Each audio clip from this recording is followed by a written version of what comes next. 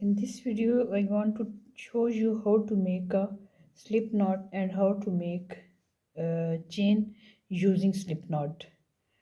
This is very easy way to make a slip knot.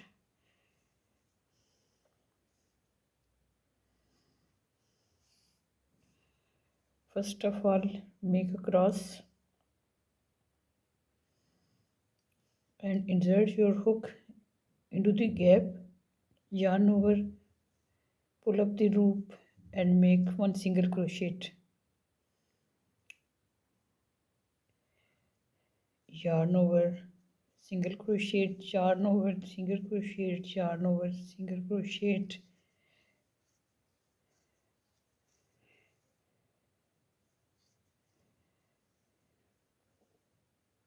This is very easy way to make single crochet using slip knot.